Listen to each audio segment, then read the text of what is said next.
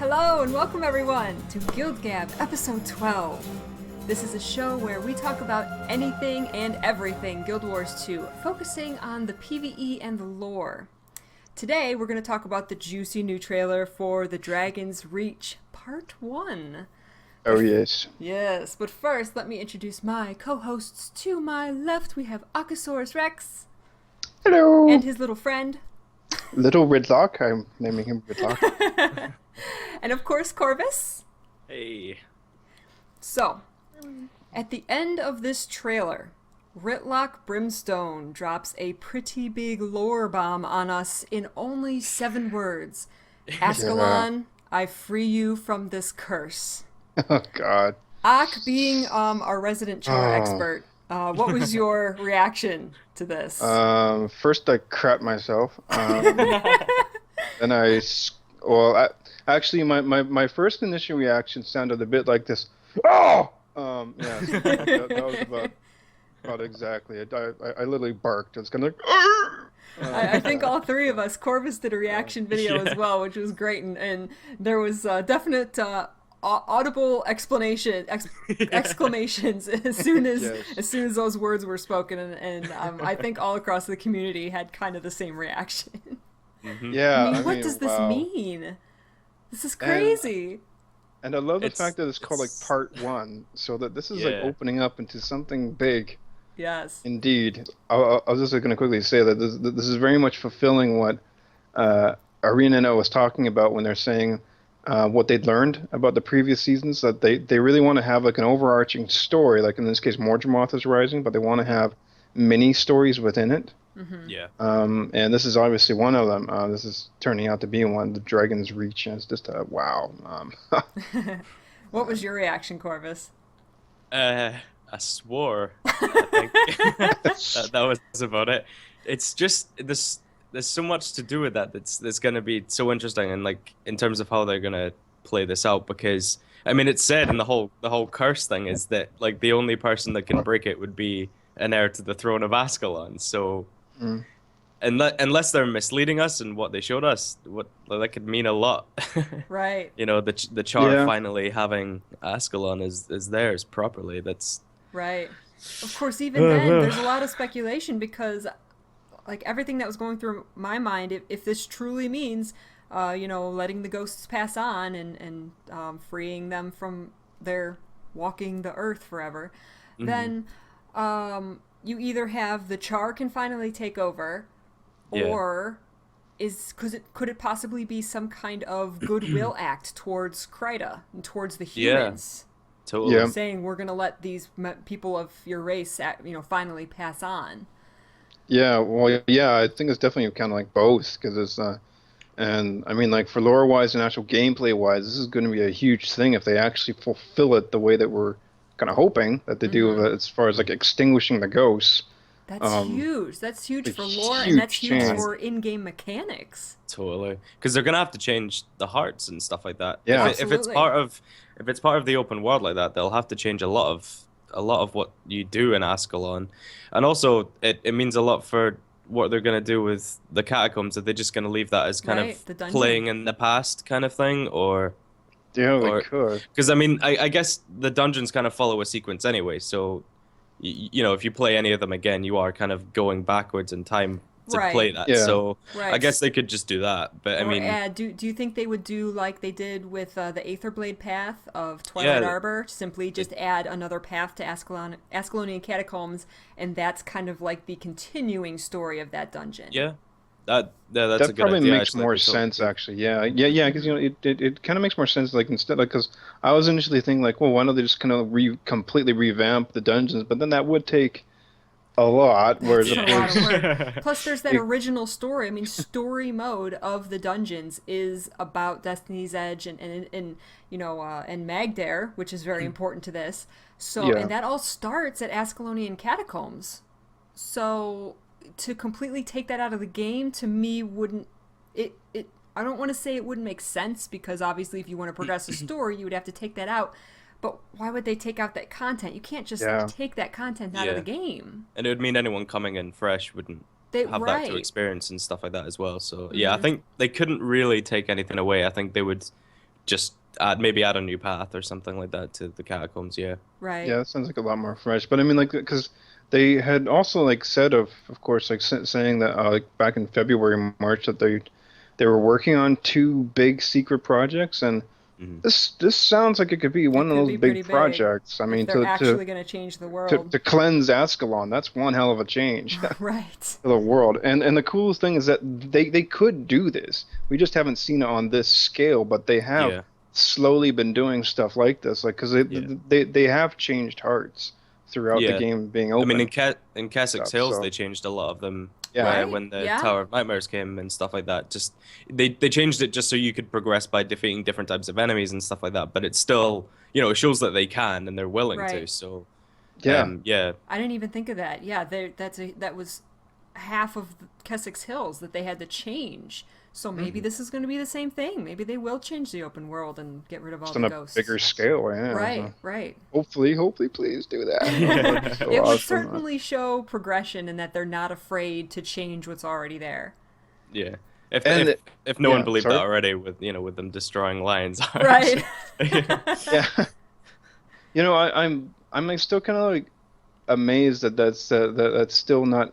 It feels like it hasn't had as much ripples in the MMO sphere as it should, because to do Yeah. that is a big deal. Like because Lion's Arch was the biggest, the main central hub for everyone, and then like ArenaNet did decide, okay, yeah, we're gonna actually blow it up, and then actually change it as it's being blown up and being rebuilt, and now it's completely changed forever from what it was. Yeah. And I mean that's really awesome. And if they do like the cleansing of Ascalon, that is a huge change from what we're used to in the traditional MMO thing of having like, well, this 1 to 60 is when the game releases and we can't really touch it unless we go back on one big thing. And like they're just like, well, we're just gonna completely change this one area because the story's going forward. And it's like, Yeah.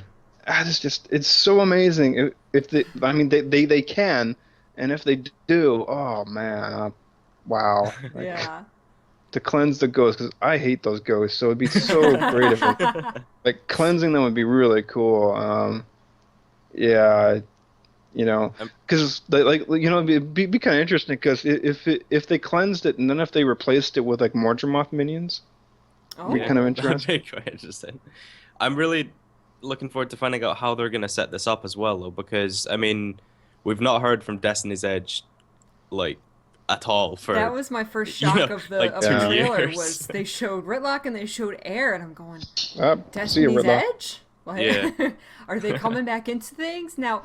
The only members of Destiny's Edge we saw was Rytlock and Air, and as we know, Rytlock has Sahothin and Air has Magdare.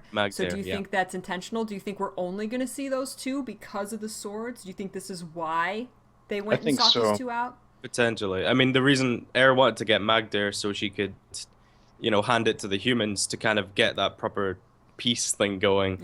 Yeah.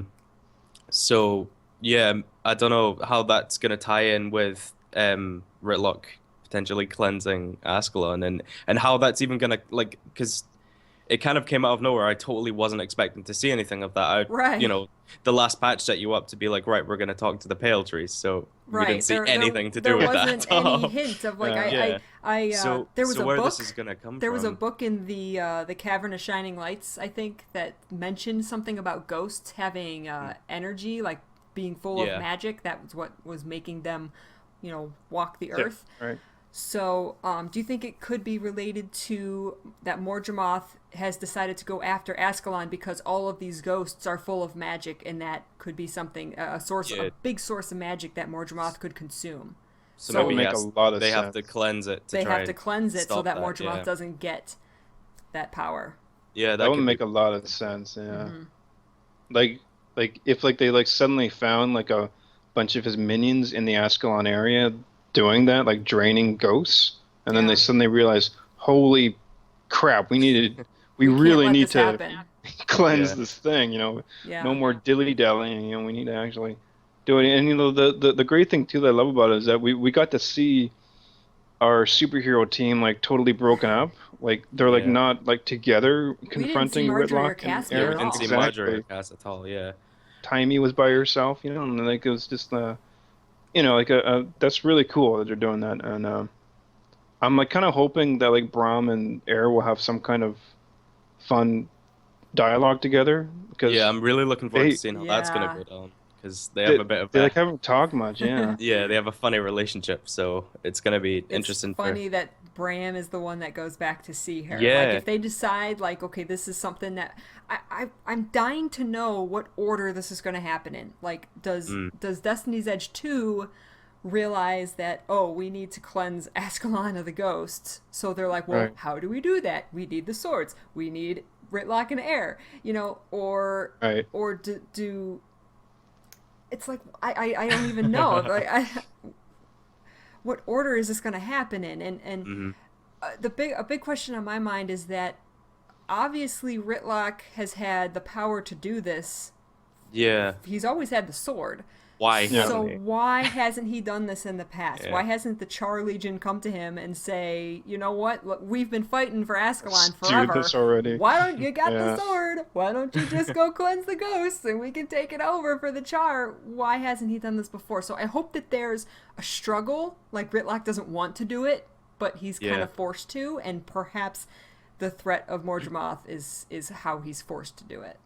Yeah, I I was guess he kind could of have been like, holding off because if Ascalon was cleansed, then the humans might want to retake it or something like that. You know, and maybe that's why he was doing it. It's a pain for the Char, but it's also a reward for the humans to not take their land back. So, but Mordramoth would obviously be like a valid reason to Right. to not do that. So yeah, another thing is I was kind of it's a trailer for the first part, and when as soon as I saw like as soon as I'd finished seeing the trailer, I was like, well, usually it's say like the part two finale would be what we saw with Rytlock because that's a big event, and you'd Right. have part two set the second part up, and so if we're actually gonna see that in part one, then I'm like, what the hell's part two Right, gonna what's contain? part two Because that's gonna be? massive. Yeah, I know. So I mean, I hope we get a massive patch with this one because they've shown off a lot, Yeah. and the thing is, talking to them both, working out a plan of action, tying it in with what happened last patch as well, and say we tried to talk to Destiny's Edge because we need a bigger profile to get an audience with the Pale Tree or something like That's that. possible And as then well. that precedes the story and then leads into this stuff. But there's a lot they'd have to deal with, and if that was actually a trailer for just part one and not like the whole Dragon's Reach kind of series thing, I'm gonna be surprised because there's a lot in there, and I mean our patches have been long, and you know two was a lot longer than one and stuff like that. But I mean, Yeah. I'd I'd still be surprised if it was all in part one.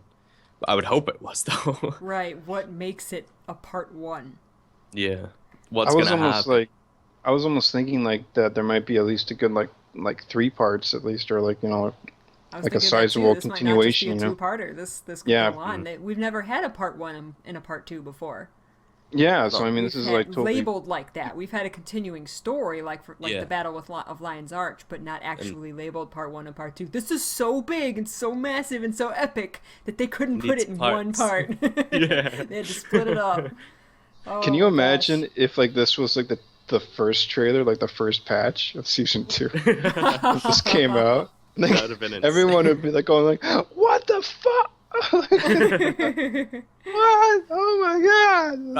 I mean, if someone had told Yeah. me, like, in that dry spell between the seasons, like, okay, episode two, you're gonna see the Eternal Alchemy. Episode Right. three, like, I'm Ascalon's gonna getting cleanse cleansed. Ascalon. Like, Be like, what? You're talking about seasons, right? Yeah, Not exactly. episodes. It's crazy, but they're on such a roll. It's amazing, and It I can't wait to is. see. I cannot wait to see what this patch is gonna have in it. What do you guys Yeah. think about the big theory? Because we're gonna go into theories now. And I think the biggest and most obvious one was that that Rytlock is somehow the heir to Ascalon.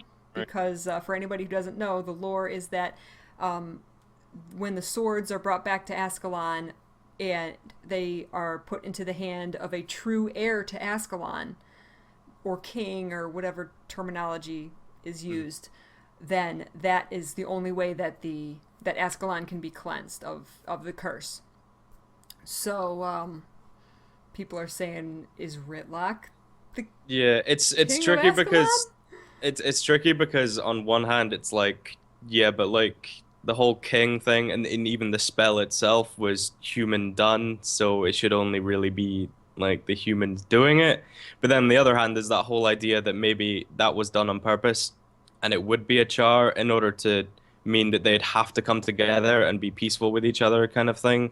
Unless obviously someone killed someone and got the sword and just brought it back, and Right. So I don't know. It's really tricky. And they showed us that obviously to get us speculating. Right. And it would be a bad idea, say, if he tried to do it and it didn't work or something like that. So I don't know. I'm not too sure what to think's gonna Right. happen, really. But we also saw him running into the tomb of Duke Barradin. Yeah. So there's that's connected somehow. And so That's so cool that it's gonna happen in the Tomb of Duke Barradin. Just because I've like played through it so many times. To actually, it's such an annoying thing to play through. But like the thing that I'm really hoping for, I kind of like the idea that it's like these kind of prophecies, like saying that like it has to be a human king with bearing the two swords and the heir of the bloodline.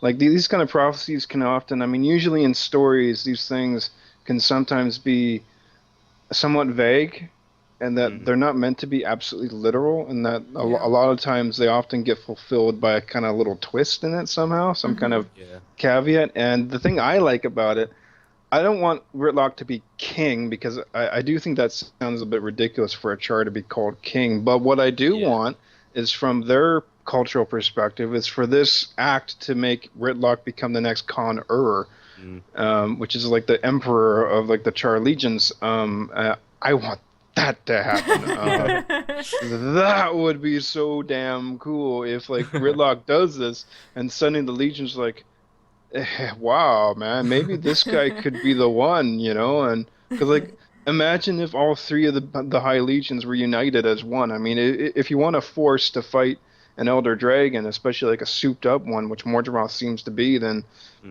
get the Char united, like you'll have like the most powerful fighting force in Tyria.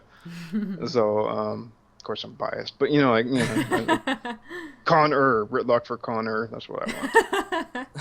I wonder if this is gonna have like political fallout as well, because I mean, while the Char have kind of just taken Ascalon in a way, like the ghosts are still kind of preventing them from calling it their own, and maybe if a Char is back and fully in control of Ascalon, whether a lot of the humans are gonna feel funny about that, because they don't exactly have it right now. So I don't know whether that's gonna cause anything like that. Everyone in all the races kind of, even though there's races fighting for it, they kind of agree that Ascalon, while the ghosts are there, is kind of lost. No one can really move in. No one can have ownership of it if you have all the ghosts there. Yeah. So once the ghosts are gone, who's gonna want it? Like, I mean, a lot of people are probably gonna want to take back. yeah. I think obviously the Char would want to move in. Yeah. So even if this is happening because of Mordramoth, okay, we cleanse the ghosts. Mordramoth can't get the energy. Now we have to deal with who's going to get Ascalon. Is there suddenly going to be another giant Char versus human fight? Are we going to have to, if so, are we going to have to break that up and say, guys, Elder Dragons. Let's focus on that. We can't be fighting each other right now. Like, is that going to be a whole new battle? Is that going to be part 2? I don't know. I do kind of like that idea, though, because like if the Char can fully settle in the lands that they have, and those lands were like originally Char to begin with, and if the Char were there and able to truly kind of settle, I mean, we would probably have like new heart events and stuff in there, but just like if they're able to really make it their own, it would be really cool if like that begins to make really uncomfortable tensions, like not just with the humans, but I mean all the other races would have to kind of stop and wonder at this, because suddenly like the Char are a force to be reckoned with. But if they have those lands fully back into their hands, that's like lands that they can dedicate more towards building their armies and machines and become even more powerful. And suddenly you have a really powerful Char nation, and it's like that the you other have to try and keep peace with. Yeah, and it's probably going to make the other races more than a little uncomfortable, because they've got this treaty, but it's not that hard to tick off a Char, and to like tick off the Char as a people, again, isn't that hard. So they're all going to be a bit like, guys, these guys are getting really powerful. Yeah. Everyone will be Um, stepping on ice. And the they're like, Charlands are yeah, massive as well. yeah, Like Yeah. the Sylvari and Azura share a lot of areas, and it's not like playing through that. It's not long before you're in human area, and Right, the and the the Norn were pushed The Norn have a down. mass. Yeah, the They Norn do have a have decent more land, but they were space. pushed down from Jormag, so they have their little space. But the Char, it's like It's just we don't Got even a know how much land big they have. yeah, exactly. So if they Yeah, get even more, if they get yeah. Ascalon back, it's like, whoa, hold on, guys. yeah, because we like still haven't actually been to the homeland of the Blood Legion and the Ash Legion, which are like further north. Mm-hmm. And those are Right. probably considerable sizes. If Yeah. the Iron Legion grows that big, and especially if my dream happens with Rytlock becoming the Con-ur, then if they're able to unite that way, you're gonna have a massive Char empire there, which like the still fledgling or remnants practically of humanity are definitely gonna be going like, and then like the rest of them are gonna be like, oh yeah, that's big. And we have Asura gates that go right from the Black Citadel Yeah, right sure. into Divinity's Reach. If they want to, they could like have us for lunch, literally. Like, so yeah, Yeah. there's a lot of fun potential in this. Oh man, there's Another. Go ahead. Oh, sorry. I was just gonna say another big thing I noticed was Ice Brood. We There haven't was really had Ice Brood they in the not really trailer. had much of a focus on them at Yeah. all, really. And that's really good because Jormag is the best dragon. yes. And I've always wanted to be able to go further north as well. And if they maybe add zones like they've been doing, and eventually we get to go, to the far Shiver Peaks or something like that and see more of that. And I would Yeah. love to go be really back happy. there. Guild Be Wars awesome. 1. I would I love know. to go back to like Olafstead and I That think would as be well, really like, cool. it's good that they're focusing on the minions of another dragon because Mordremoth is obviously the new big thing. But there are, there's 5 other others. dragons. Well, yeah. Yeah. depending on whether I the thought- Zaitan's forces are still Right. there. So yeah. Well, they are. there's a lot. There's a lot of stuff to still be dealing with. Yeah, I thought that Yeah. it possibly my only interpretation. I didn't know what to think of seeing the Ice Brood in this. The only I heard a theory that it has something to do with air, like maybe to get Air's help, we have to help her fight the Ice Brood. She says, you scratch my back, I'll scratch yours, but you have to help me with this. And then my thought was that possibly we start seeing Jormag's minions start to grow in power That'd out of be nowhere. great. Going, oh, Well, that's crap. the thing is, right? A lot of the theory, like the whole theory about, we killed Zaitan, so there's a lot more magic in the pool. Right. It's not just Mordremoth that's going to want that. Right. Every If- single if, like, dragon's all going of to them want got to go Yeah. there. that So, would be um, that would be That's fascinating. a Yeah. very good point. I'd love to 'Cause, you see an Elder Dragon battle another Elder Dragon. God, That'd be yeah. great. They are would okay. be the 2 other best thing in the dragons start universe. fighting over Ascalon, and that's why they have to cleanse it. Because Jormag the Char and go, that's Mordremoth start- way too close to us. Let's Yeah. go Wow. cleanse it so the dragons don't fight over it. I'm like really hoping actually that this can maybe show that we'll get more activity from the elder dragons, because it feels like when you're leveling through, especially your personal It's story, scary. yeah, you're fighting the Zaitan, but I mean you have, except I think pretty much now, well, especially now with Mordremoth, all the dragons are active and awake. Yeah. And supposedly doing stuff, and they certainly have all these minions. All of them have their own kind of small armies, but it doesn't feel like they're Yeah, not really totally. exerting their force They're that just much. kinda there. So yeah, exactly. So like At the stuff like moment. this, mobs to kill at the Right. you We know. Yeah, don't have yeah, to worry exactly. about the branded. They're gonna stay there. yeah, they're just gonna And if we stay want to fight there. them, then we're gonna go go to this there. map to fight them. You Yeah, know? exactly. I Whereas want to like see more minions in different Yeah. areas, see them actually spreading out Right. and stuff like that. That'd be great. and, like, And planning the idea of yeah. like this whole season's obviously dealing with Mordremoth a lot. But I wouldn't want to get into that cycle of right, this season's Mordremoth, next year it's gonna be Jormag, and the year after it's Exactly, yeah. Kravatar Yeah, or something. yeah. Like I would like it to always feel like all of them are like a proper threat. Yeah. Yes. I And agree. it to not feel so kind kind of systematic like that. Okay, now we're gonna fight you, and now we're gonna fight Yeah, you. exactly. And now we're gonna exactly. fight It doesn't you. feel organic. Like, Right. I don't know. Right.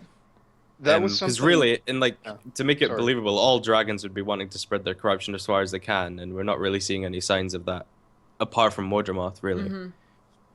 Yeah, Yeah. because that was always something that I always found kind of confusing with some people. I noticed, I think in some of the community and stuff, we're thinking that the seasons were going to be like that. It's like, okay, this Mm. season Mortimer, Yeah. next season Bubbles, next season Krakatork.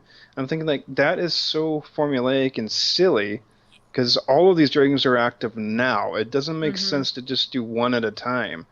Whereas I'm hoping that this is going to show that it's going to be more dynamic than that, and Yeah. that the seasons will hopefully be more themed as opposed to it's this dragon then that dragon. It'd be kind of cool if we're not so much that we kill a dragon each season, but that it's like we're like constantly having to fight them, but Yeah. there's things that are happening, I guess, Mm-hmm. if this makes any sense, that it's I like mean, I would understand where ArenaNet were coming from if they did that, because it would give them enough time to, it's a massive story that they can properly go into. And if they're trying to balance and juggle a few dragons at once, then you're going to have seasons which are just kind of setting up for each of them, and it would never really have a big plot resolve at the end of it or anything like that. Right. But yeah, I agreed. Like, I think it would kind of get a bit stale. Plus, it would give us what, like 4 or 5 years before technically we'd be done. Do you know what I mean? Yeah. we Yeah, did it. exactly. That's Guild Wars the 2 end. forever. You Oh, won- I'm happy. you won the game. 10 years from now when all the elder dragons are dead. I love We've done it year that they're by year. going back as well to they're addressing something in this trailer that is from Guild Wars 1. Like, not just the whole game Guild Wars 1, like prophecies.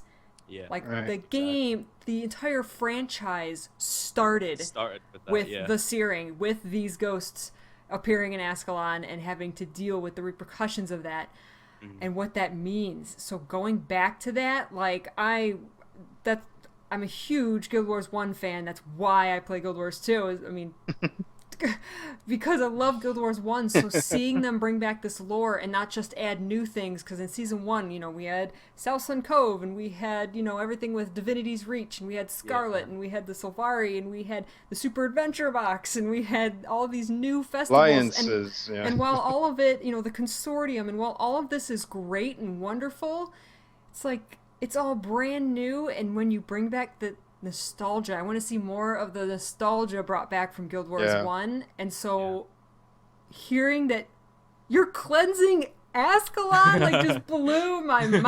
I was like, this is prophecies we're talking about here. Oh my gosh.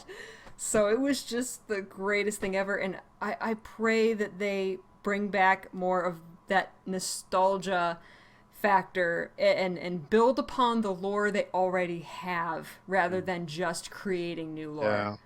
Yeah. And No, it's definitely. it's so cool that this looks like they're finally doing that, because like for myself being kind of like the opposite of Aurora in the sense that my Guild Wars 1 experience is like that. Like I have very little knowledge and whatnot of that, but even for me, seeing this is pretty amazing, because like the game did start with this searing with the ghosts there, and so you would expect that to remain permanent. If they can actually do this, if they can actually change that massive point of the narrative to say the ghosts are now cleansed, and that's like, whoa, that is truly an MMO that is evolved, man. That is like, this is like something on top of the Lion's Arch thing. Like the Lion's Arch was big, Yeah. just as how like the tower was kind of big, but this is like even bigger. I mean, this is something that's like, guys, like, you know what Guild Wars 2 is doing? They're like, no, what? It's like, yeah, blah, blah, blah, blah. No. Ghosts are gone. It's like no, MMO does this, this is. And the cool thing is that we know that they can do this. Yeah. It's just wondering if they've had enough time, and I think they have, because they said that they've been working on a couple of huge ass projects for the last 4 odd months. So I could see them being really sneaky enough to actually this being it, and I'm hoping that it is, and that Rytlock becomes the Connor. That'd be so cool. He can like have his little throne. I'm so It's like, yes, you are. One of my interpretations of it actually was that, of course, that's what I thought at first. I was like, what, Rytlock is going to somehow be the heir or something?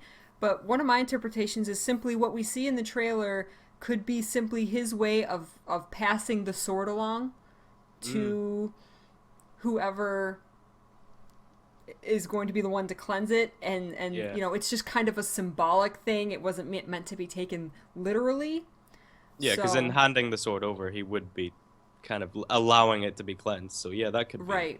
Right. He's maybe just acknowledging his part in it rather than he's personally doing it. One thing I really want to know is how the hell he even got the sword. I hope we find that out, because we don't even know. Like, and that was something where did he get it huge from? throughout Destiny's Edge, the second novel, was Logan was constantly saying, well, you shouldn't have that sword. You do know that's a human sword. How'd you even get that sword? And Rytlock's just like, it's mine. Yeah, but he's just like, he didn't even like acknowledge the question. He's just like, I don't have to answer to you. So it's like, that's the thing, because he could have just solved. If he had a valid reason as to why it was his, then he would have surely said it. But I just really want to know. I found it. Finders keepers. It's mine. Yeah. You know, I went and looted it. Right, but he never answers. He never gives an answer as to why he has it. Mm-hmm. Well, you know, cats maybe that's something that. Maybe cats that's something are. Oh, sorry. Yeah. maybe that'll be something they sort out, because people have been wondering that for a while since the book and everything. Since seeing Rytlock for the first time. For a long time. Yeah, I mean, I was just gonna like jokingly say that cats are notorious for not doing what they're told. Like when they come here, do that, and they're like, nope, you know. So my Chihuahua does the same thing, though. The charge is more like that. It's like mine. I don't have to tell you anything about it. Mine. But I'm kind of hoping that Rytlock has never really fully understood the significance of that sword, and that's why it's never happened before. Is that he like has a sense that it's an important sword, it's powerful, and he like found it somewhere. But I like to think that he just hasn't been aware that it can do this. I'm sure he knows what it is and what it can do and what it means. Just for his own reasons, whatever those are, he has refused to give it up. Again, it depends on how he got it as well. Yeah. Like if he just looted it, like he could probably be convinced to give it to, you know, to do what's best for his people or the situation. But if it doesn't, maybe it has sentimental value to him, because it's been 250 years. Anything could have happened in that time. You know, what if it was passed along to him from someone he extremely respected, you know, and so he doesn't want to give it up because it has sentimental value or something like that. We don't know. We have no idea. We don't even know that much about Rytlock. It could have been passed him from a human as a kind of gesture type thing, and that, you know, maybe that would be helpful in trying to convince him to actually do the cleansing. It's one of those things that since like I've just always wondered, and it's been like niggling away at me for so long, and I'm just like, I don't think you're alone. There's a lot of people that are wondering what the hell that thing is. Do you think we know that air has Magdair, but it was broken? Yeah, she said she knew someone who could forge it, like just the person to forge it. Right, and we've heard nothing about that since. So, I don't know what. I mean, who is that? Are we gonna see them? Is it done? Does she have it? And she's just been hanging on to it. It's been in her closet, like, and we have to like go actually ask her for it. Has she actually? Because she was gonna give it to Logan. Apparently, once it was fixed or something. Yeah, as a peace kind of thing between the humans and Char. Did she do that and we didn't see it? It was behind the scenes. Does Logan have it? It's like, we have no idea. And I mean, she got that. Well, it will have been 2 years ago, technically, in terms of lore, because like the personal story and I think all the dungeon story will have all happened in the year of release. So 2 years without seeing anything of that is, you know, it's interesting. Right. Just leaving this powerful artifact. And I want to know who it is she was thinking of to forge it back as well. I'd love for it to be a dwarf. Oh, that would be awesome! That'd be amazing. I didn't even think of that. Oh man. Yeah, that would be cool to bring the dwarves back in a bit. Dwarves and Tengu is playable, please. There's some secret. Bring the dwarves back up from underground. I just want the Tengu. Possible. Is there any dwarf that's actually still around except There's Ogden Stonehealer? There's supposed to be well, some there's a living. few NPCs that say, like, you ask them whether that is it. Like, I think there was someone in a Ra or something like that that said it, but basically they're unsure. It's like a mystery whether there's any left or not. Well, Um, it's kind of so funny because like I've chosen like the Priory for my kitty that I'm leveling up, and the Sylvari that you hang out with, she does say when you go for a into the dwarven relic areas, she does say that yeah, they're I've remembered that. almost extinct. That's what she Yeah, says, that they're almost extinct. Hmm. So that means that they're not extinct, but they're almost. They're but that endangered. I mean, But whether that means it's just because of Ogden being around though. That they're almost Yeah, extinct that's because he's still possible. And alive, and kind he's of thing. stone, so they probably Yeah, can't reproduce. yeah. I mean, I don't think we're I ever didn't gonna even see think a of that. resurgence of the dwarves unless it's for some, Huge godly primal magical proceeds. power Yeah, that yeah, suddenly brings back their entire race. I hope not, because again, Guild Wars 1 lore that like would kind of demean the nobility of their whole yeah, sacrifice. Like that was exactly. the whole point. They sacrificed their whole race in order to help bring down the Great Destroyer Yeah. and quell um, Primordus. So to just say, oh, okay, we're gonna bring him back. Yeah, eh. it's kind of a bit touchy that I don't know. do you But think to maybe have them help reassemble Magdar would be awesome. Man, pretty that'd be cool? so good. Yeah. What was it, Ak? Oh, I was just gonna say, like, do you think maybe that's why we haven't actually had a lot of activity from Primordius? Not that the dwarves can defeat him, but that because so many of them went down to sacrifice almost their entire species, that's enough to just kind of keep him in a he's awake, but he's not defeated, but he can't fully rise because the Mm. dwarves It have, might have just delayed him, kind of. like, yeah, I they're don't just kind of know like pushing him I don't know down what a the bit, exact lore is as far as what we did. I know that they helped because at the end of Eye of the North, we defeated the Great Destroyer, which was one of Jormag's champions, and Primordus, Primordus. Primordus champions. But as far as what that did to Primordus himself, Yeah. I think There's we still a actually lot saw of him destroyers awaken around. at the end of Eye of the Mm. North. We saw his eye open. I think something like that. It's been a while. I, I would though seriously just love to see the dragons actually, just as like Corvus was saying, actually go at each other and Yeah. just like have like not just the minions, but to actually have the dragons do more things Oh my and gosh, the actually see them destruction that would rise. cause. So And Holy good. like, cow. because I want to know what the heck they're doing, or did they are they just like sitting somewhere, like going to do do do do do do, Right, like because we see what? their minions, but to see the actual dragon rise, we've only seen that with Zaitan and then Yeah. in Destiny's Edge, actual Kralkatorrik Yeah. Yeah, rose. But the others just have been sending their minions, as far as I Mm. understand. yeah, because like and especially with like Kralkatorrik, like if his shadow can do that he flies over, that means he's only like flown once. Isn't he getting kind of bored? Like, doesn't he want to fly somewhere else? Like, is he That's a just like good point. sitting there, like getting a massage or something? Like, like going like, oh, I've got a nice view of Alateria from here. I'll just scratch my belly, and it's like, what's he we doing? we have a question that's very Oh, relevant cool. here from Oh, Nerdy Mike. He asks, "Do you think that we're going to see Destiny's Edge 1 and 2 join together to fight Mordremoth?" Yes, I think so. I think the fact that we've seen them in this trailer as well just shows they're going to be merging those two kind of teams together. I think Taimi and Zodra would get on quite well as I well. would love to see that. Um, I think it would be really cool, and I think it's quite necessary. I mean, the personal story had Destiny's Edge in it, like kind of fleeting through, and then obviously the last dungeon, well, the dungeon run you do at the end to put Zaitan down, you work with them through that. So I guess it's tradition for when an Elder Dragon gets killed, they're there kind of thing. Um, plus, I think Destiny's Edge 2.0 could really use the help.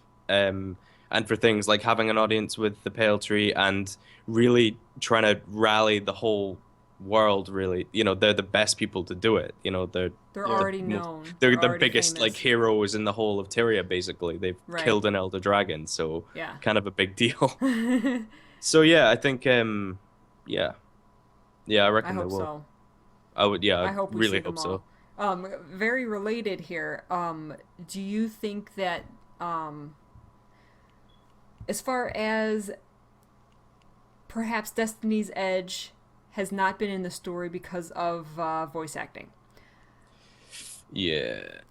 Personally, I do not care. You can change their voices all you want. I would rather have different voices than not see Destiny's Edge. Yeah, in the I story. would completely agree with that. I think it's damaging. It's like damaging the story for so much of a real life problem. It's kind of Right. It's bad for immersion. It's like a big fourth wall breaker. Right. When they're having to basically make up excuses in the lore for them not being present, that's stupid. Right. I think Right. I would, I agree. like I would be completely fine with them changing Yeah. the voices just so they could get them in and actually make the story how it should be. Except for the voice actor for Rytlock Brimstone, he must always be Rytlock forever. And he at least seems like he's pretty open to jump in Yeah, I whenever mean, he's they appeared a need few him. times So now, and And for the And- record, in the trailer, the name is escaping me right now. yeah, that's But it's the same guy. totally him. But I Yeah, mean, I like mean, It's for been confirmed. there was For- that one episode. He was in the first Living World as well. I think he's not Yeah. against coming back, to Yeah. do stuff. yeah, It's good. he like totally seems game. Whereas like the other one, is it Felicia Day that Who does Yeah, Doja? did it's Felicia Mhm. Day. Doja? Yeah. I mean, like that one, I always found that kind of funny because like, people kept saying, "Oh, she's such a celebrity." And it's like I've never really heard of this person before. Really, I mean, like I know she's like on that Guild show, which I've been watching a lot because it's on Netflix. But I mean, outside of that, she doesn't seem like she's some like giant Hollywood star. And like just as you guys are saying, I mean, like if she's too high and mighty to do some freaking voice work for this game, then get someone else. I Yeah. mean, I don't Yeah. care if it's not her. She's not like I don't care the who it is. greatest I don't thing care on the if it's, planet. It could be a guy. Deborah from accounting. Get her to come in and do Zoja if that means we're going to see Zoja. Just get Ask- the guy who does ask- Rytlock to do all the Ask like characters. Tara Strong. Just ask Gorilla. Hey, Zoja. I would love to see Zoja and Timey go at each other. Are you kidding me? That would be amazing. That would be really good. Actually, I want to see Keith because they've hinted at so much with Keith. Oh, right. Like, and I just Yeah. And we didn't And- see the big thing that episode 2 ended on was we're gonna go talk to the Pale Tree about the Eternal Alchemy and its whole connection, and we didn't see anything. We didn't see one Sylvari. We didn't see one thing about the Pale Tree in this trailer. It completely took us in a different direction. So I don't know. I'm like thinking that happens on the way to the Pale Tree. I'm like thinking that they're kind of like taking their time more with this. That like it does feel like they have much more of a plan for Yeah. Absolutely. where they're going and what they're doing. So I do think we're going back to the Pale Tree and stuff. It's just that they're just doing a lot more exciting things. Like there were like we have this kind of mini epic story with the Dragon's Reach thing, and possibly cleansing Ascalon. I mean, holy. Like to have that little bomb like right in the middle of like hopefully like a I don't know 3-parter or something, to have this little epic little like trilogy like in the middle, and then after that we can go back to the Pale Tree and stuff. I mean, Like that's fine, but I think they would probably have to give a reason for that. Like, say we try and get an audience with the Pale Tree, and she's like, "Nah, like we're not." Like maybe her and Nah. Sarah saying, "No, you're not a big deal enough." She's she's dealing with other stuff or something I would like still that. love And then Turner we Keith have to say, "No, we're not going to let you Yeah. see her." I think they What? I think and they then like and then probably we go. would. Then maybe we'd go get Destiny's Edge. So we've got like just a big profile, and we're marching in like, hey, yeah, but we're with Destiny's Edge, so you kind of have to let us through. And that would at least give them a reason because, excuse me, what last patch showed us was the fact that Mordramoth can kill anyone at any time. Yeah. It's not really something they can take their time with. Yeah.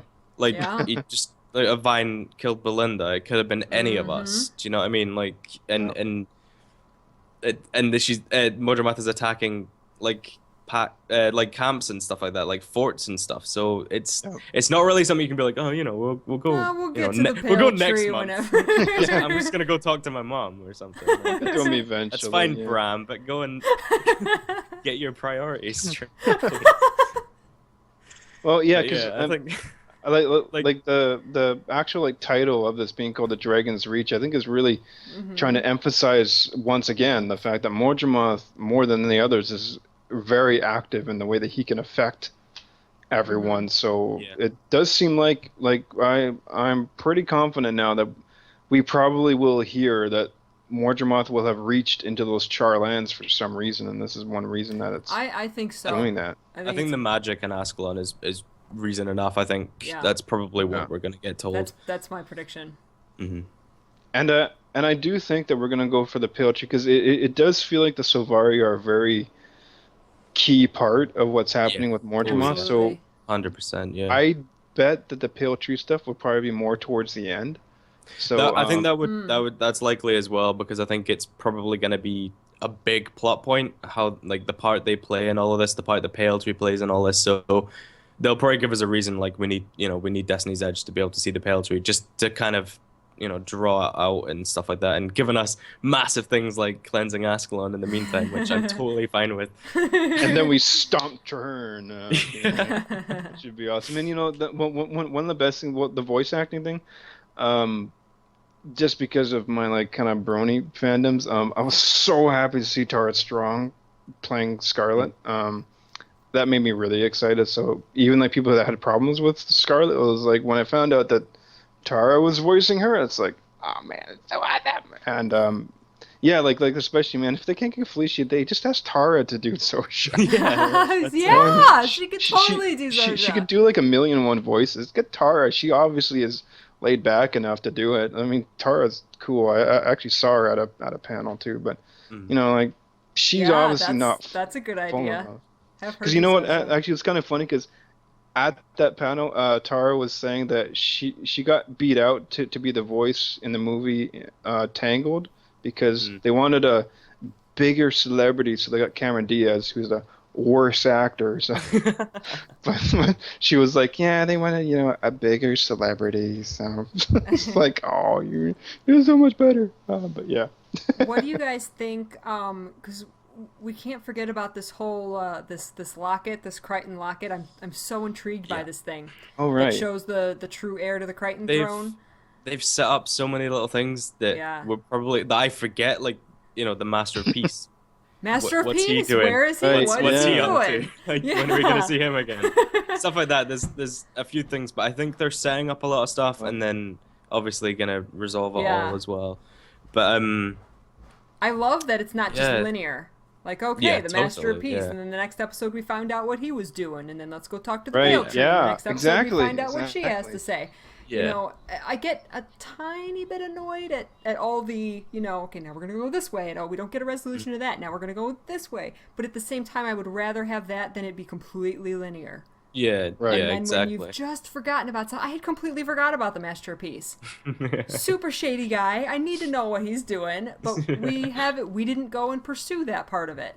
We were concerned about Omed's machine and the ley lines and the waypoints.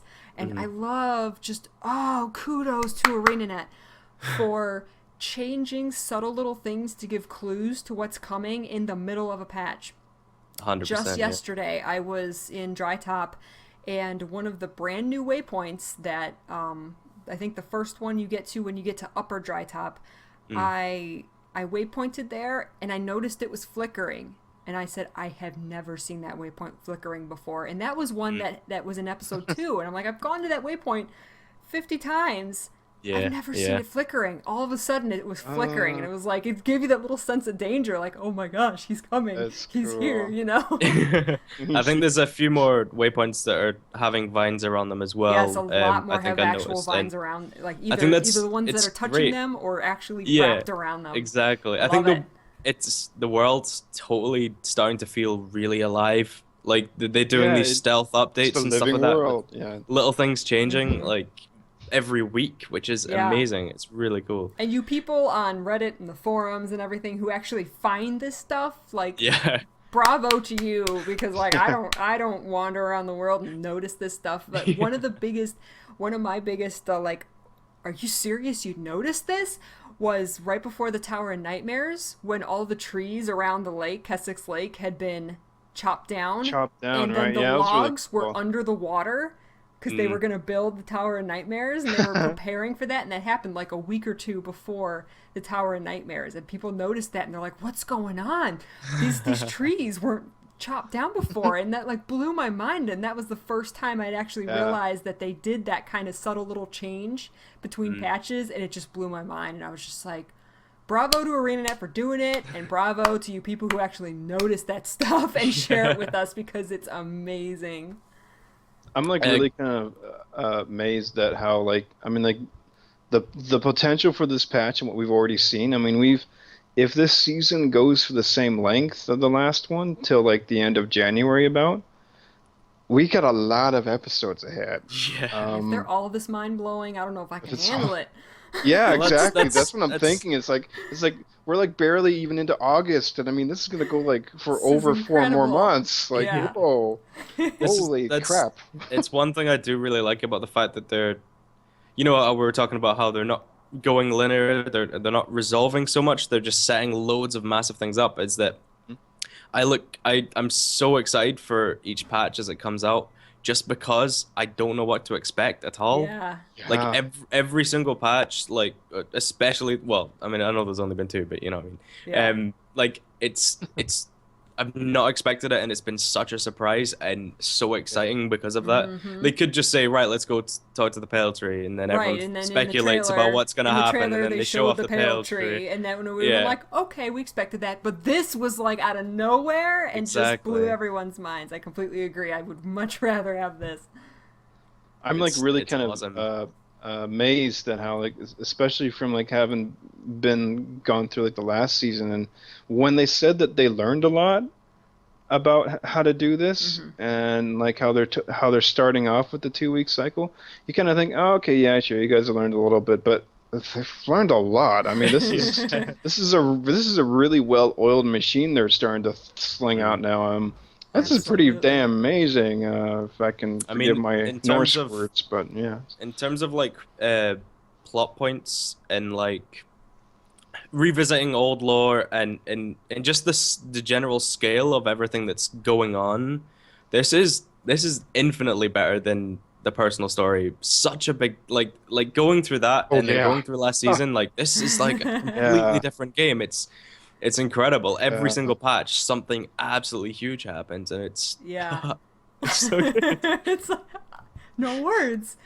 My reaction video, I was just like, I had like 10 seconds of silence because I was just like, my brain was trying to process like these huge lore bombs. Like I said, in 7 words, we had this lore bomb that just blew everyone's minds, and it was just like, I need a second to process this.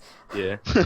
It's amazing. No, it was just such a like a spine tingling like goosebump moment. It's like Ascalon, fear this curse, and it's like and the fact that we've got months and months of this every 2 weeks, and then potentially years and years after that, it's like woo! It's just like so good. It's so exciting. Take my money, ArenaNet. Take my money. Oh, but they really kind of They won't let you. They won't let you. they won't. Please take my money. Take my money. Nah, we don't need it. Okay. Buy some armor skins. They're on sale this week. Exactly. It's like, they're too good to us. Stop, ArenaNet, please. Don't stop. Yeah. Yeah. I'm actually still broke, so don't stop. Yeah. But yeah, I mean, yeah, it's amazing. And you know, it's so funny because this game still feels like it's kind of a little under the radar. Because whenever I hear people talk about like top like AAA MMO, it's still like Guild Wars 2 is very rarely mentioned, and I'm just and that's why I don't understand it. I know, yeah, it's like, why do people always reference WildStar or ESO? And I'm gonna do my own review on WildStar soon, which yeah, it's just like I'm gonna do like a probably very rare video where I actually don't kiss WildStar's butt like 5,000 times. Not that I'm gonna like hate on it. It's just, you know, I'm gonna offer like a one that's not thinking it's the bee's knees. I actually do prefer this better than Wildstar. Shocking, yeah, but I mean, like, yeah, it's just we're just like sitting here sipping our tea, going, this is really great, guys. We got it good. Like It's totally true. literally Every single GuildGab episode is just us talking about how great Guild Wars do. Why not? Why not? Because that's a funny thing too. It's, if I could just like say one little thing, mini rant here. It's just like when the game was first coming out. Like I swear, like almost for the first 6 odd months afterwards, you can still find these. There's tons of videos on like YouTube saying why Guild Wars 2 failed. It failed. And it's like barely been out a year, and people are saying like, yeah, this is why it completely sucks now and fails and it's dead. And I'm thinking like, welcome to the internet. jeez, man. People like to complain for no reason. I know. It's like no we like patience. to be happy for views, and we very much appreciate everyone who's watching. In regards to the living world, though, I can't really say I've got any real complaints. Like, they're genuinely doing everything I'd want them to. I think, except for what we touched upon a few episodes back on, the meta achievement and having that exclusive, like, piece of gear or something from that, like, content. I would agree that that's pretty much my only complaint. Yeah, like, I can't think of anything. The pacing is great. Like, it's ridiculous. Like, I genuinely didn't expect episode 2 to be as long and as full of stuff as it was, and just off the trailer, like, there's so much there. I think there's going to be the same this patch. I think they've been working on this for a while, and I would expect for them to have each patch be like the same kind of size, and that's amazing because it's been so big. Amazing. Yes. All right, we are going to wrap up the show. Before we go, have you guys let everybody know where they can find you on the interwebs and all the cool stuff that you're doing? So, Ak, yeah. What have you been up to? Not too much, just chilling out. That's cool. Just keeping leveling cool. up, right? You've been busy leveling up. Yeah, I've like got like some like things planned and stuff. I've just been I've been kind of doing stuff at tortoise speed, so I'll get doing You can't stuff. rush creativity, so that's fine. Yeah. Corvus, what have you been up to? I have just started my own little channel, so you can find that Corvus Plays. I'm kind of focusing on Guild Wars content, and I've got, I think, 3 different videos in the works just now, so there'll be more coming soon. So if you want to check that out, then feel free. Awesome. All right. And of course, I have all my reaction videos. There's been so much lately. My mind has just been blown. And I focus on Guild Wars 2 and Sailor Moon. I know not the most similar things in the world, but there you go. Hey, I'm into what I'm into. Nice. So all the links, you can find everything down in the description. And if you like watching us chat and fangirl and fanboy over Guild Wars, you can subscribe for more videos and give us a like and give us a comment, of course. And if you have any questions or anything, leave those in the comments. Otherwise, we will see you next time when we get the Dragon's Reach Part 1, and we will find out some more giant lore bombs. Can't wait. Oh God, yeah. Thank you guys so much for sayonara, watching, folks. and we'll see you next time. Later. Bye. Bye.